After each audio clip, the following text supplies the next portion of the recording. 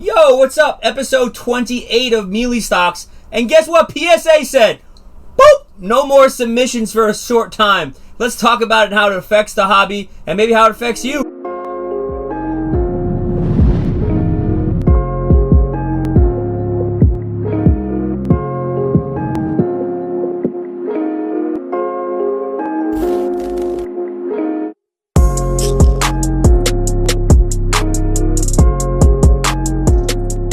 Hello everybody, what's up? You've made it to episode 28 of Meelypops. We are part of the SlabStox Network.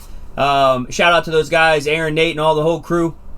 We're having a fun time with this series, and we got some news for you, huh? PSA put the kaputs on new submissions, so let's talk about it. Let's have some fun. Episode 28 is here. Before we get into it, I want to just share with you a few things going on with the shop. Love to pull some things up. If you don't know, check out our website when you get a chance, meelypops.com. We have a lot of things up there. There's some banners for Shining Fates, the card shop show on YouTube. You guys know about it. But one thing I want to tell you about is just some of the Prism breaks that we have this week. It is Prism Eve here in the shop, and we are excited about Prism basketball being released tomorrow. If you want to jump in a break, it is a great opportunity to do that. Do it with a card shop that has fun and ship stuff quickly and responsibly. So we love doing breaks as well. That's Meelypops breaks. Maybe you jump in with us sometime. All right, let's get into this. So I think it was just about an hour or two ago, my man Aaron dropped this on Instagram. I'll go ahead and pull it up. You guys can go check it out as well on Instagram. But go and you follow SlabStox. You guys know about them. So this is what Aaron and the team came up with, is this graphic that just shares a little bit about what happened, what was announced just a few moments ago on PSA's website. So they are going to suspend all the service levels except the Super Express levels. And the Super Express levels, obviously, you guys know, are the very expensive levels. Super Express being, I want to say, they are, I don't know how expensive they are, $300 I think, for the Super Express. But everything you see right there with the exclamation point, no thank you, no thank you. They are saying you cannot do that. So as you see, the $20, $50, $100, $150 card options are being suspended. They hope, it says, to bring back all the suspended service levels on July 1st, but it also mentioned on their website that these service levels will be tiered. So I don't know what that exactly means, other than the fact that maybe they will bring back the most expensive ones down to value last, meaning value could be way down the line. And I bring up value because that's who I speak to most. Card people want, there's not many card people who are grading tons of cards at $3 and $4 and $500,000, $10,000 levels. They're grading them at the $20, $50, $100 levels. So it's very interesting to think about. Might have rocked a few of your worlds. I kind of, in a way, saw this coming. I didn't think it would be all of the services at once, but this is what PSA has decided. I think from the brand of PSA, this doesn't really affect them that much. I know they've gone over new ownership and they're trying to make some changes. They're trying to catch up on the backlogs, and this will definitely help them. I think from a collecting standpoint, a hobbyist standpoint, it's a good thing. It gives them a chance to be more thorough and not have to constantly be looking at this mound of cards that they have to grade. I haven't seen it personally, but I've heard about it through our reps and other folks that have been to the PSA facility. But it's a massive wall of cards that is daunting. So that is fortunately for the PSA employees, going to be put on a little bit of a probationary period where that won't be being added to. So I think from that standpoint, if you got stuff there, which a lot of you do, maybe this will bring wait times down. So I can see a lot of pros in this. I can see a lot of things for a lot of good things for the people that have sent stuff in. Now, for those of you who've been waiting and you got stacks, and you guys know what I'm talking about, your grading stack, your 20-day, your 10-day, your fast service, your really slow service, your service that you could care less when you get back because it's for your collection, all of the above. I think that's going to open up doors. I think it's going to open up doors for new grading and new slabs to be accepted amongst the market. Maybe PSA wants that, if you've ever thought about it. Maybe they don't want to scale in that way, and they'd like for folks to be grading with other groups on maybe the lower end world. So this opens up a whole gamut for the SGCs, the the CSG/CGCs. I'm not really sold on HGA. Not that I don't like them. I'm just not sold on the model and the label. It just seems a little cliche to me. Not cliche, maybe a little just trying to pander to a newer generation that's glitzer and glamour and colors. I don't know if I really get the grading element, but maybe they'll be around. Who knows? I wish them the best. I hope that they can do big things and offer good things. So you have kind of 3 additional, and then of course everybody knows about Beckett, but there's some problems with Beckett as well with backlog. So opening up the road for new grading is going to be interesting to see. So who do you grade with? That's the number one question. Drop it in the comments below. Let us know what your plans are going to be, because you can't say anything in the PSA unless you just want to wait it out. Are you going to wait it out? You're going to wait till July? You know, thinking about waiting till July 1st, that's 3 months away. And 3 months in the grading time frame is an eternity for some people in thinking about how long it just to have to send cards off. So this definitely affects a lot of things in the PSA world when it comes to base rookie cards, basketball, football, baseball, soccer, hockey, all these things moving forward. Pokemon, other gaming elements, Marvel cards, things that we're seeing that may be sent at that value level, or that the economy level, $50, the regular level, $100. I do think as a card shop owner and someone who looks at wax, this does change, I think, the wax dynamic slightly, but I don't think it changes it a huge element, because I think people are going to move into these alternative, we'll call them alt graders, right? The word alt is big now in the card world and in the Bitcoin and NFT world as well. But the alt grading, it will be seen as maybe some additional places that someone may want to be at when it comes to growing their collection. Maybe they say, all right, you know what, I'll take a whole thing of SGC slabs. You know what, I'll grade that set in CSG CGC slabs. I'll do a thing with Beckett, whatever, right? There's gonna be this growth in that element. But here's what I will say in that side: you're also going to see a delay from those companies, right? That's going to happen very quickly.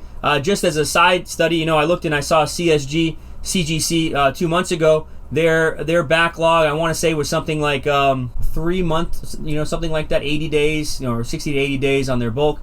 And then all of a sudden it was at the 5-month window a week ago. I haven't even checked it, so who knows where they may be at today. So you're going to see an influx on these other grading companies. People are just going to keep shifting around. Maybe this makes an opportunity for other graders to open up. Maybe there's some new graders they're going to come out with. Maybe we're going to see more computerized grading. So kind of a lot of things to notice there. But with wax, and as I was kind of talking about that, I think we're going to see with wax, maybe some prices are going to drop a little bit. I think for a lot of people out there, they're going to say, yeah, thank you for Prism especially. Prism drops tomorrow, basketball. It's right now at about a $2,000 price point. Panini put it out on their website. It's going to sell out probably tomorrow at $2,000. But I think you'll see it hover there, maybe a little bit more in the months to come. But what do you do with the LaMelo Ball Prism base rookie, the Anthony Edwards Silver Prism? I know a lot of you guys probably are not going to be spending $300 to grade that on a Super Express. And if you are, you're going to make sure you're going to be sending in the most prime choice copies of those cards. So, it brings a lot of, consideration to what's going to be happening with the new stuff that comes out. I think the high-end market, people are they're just going to eat it up and grade at that $300 level.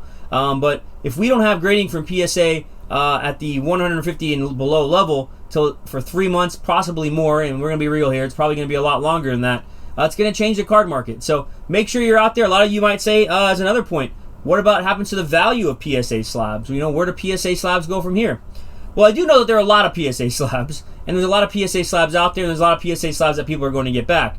But I think just naturally, it's going to cause the price of PSA slabs to go up as well. So if you have them, does it behoove you to hold those slabs for another month or two? Maybe. Does it behoove you to hold the PSA 7s and 8s of mid-tier basketball rookies in Prism from the last 2 years? I don't know about those cards, but PSA 10s for sure. PSA 9s, I believe, for sure. Vintage grade, PSA high grade, and mid grade for sure. Because you're not getting them back. You're not going to be able to set anything new in. So a lot to think about. There's another element, for me personally. I know some of you out there like to talk about as the shop side, on the other side of the table sometimes. It makes me think a lot about how I purchase cards. Purchasing graded versus non-graded.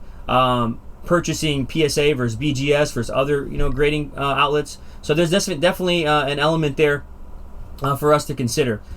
So we got that. That's where we're at. I'd love to see what you all think. I'd love to see, what you guys are considering doing when it comes to grading now. I wonder if some people may even abandon PSA.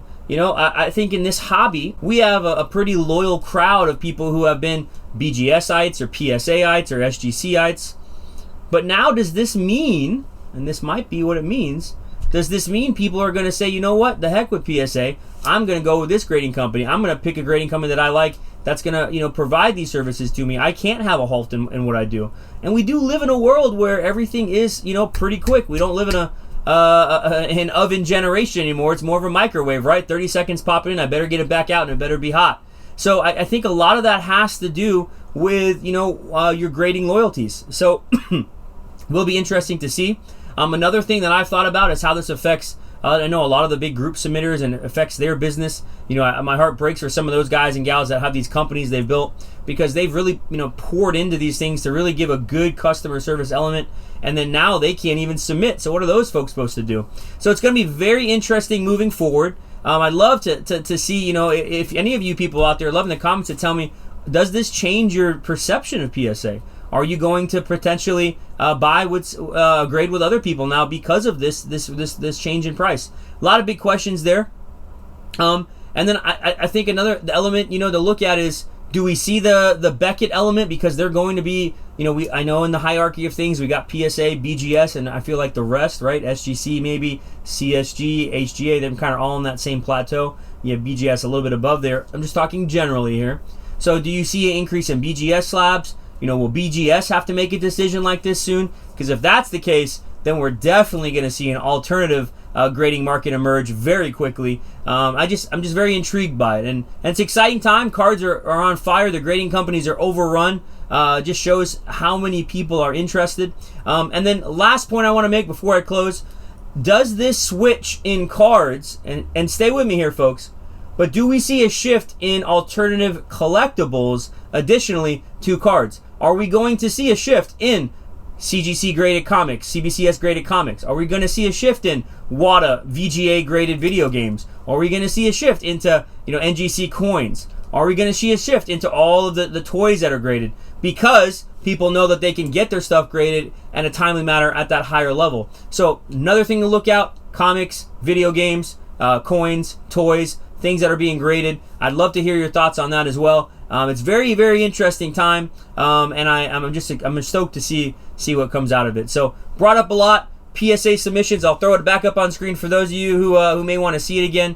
And Aaron and Nate and that crew, what they put out on Instagram. Go check it out.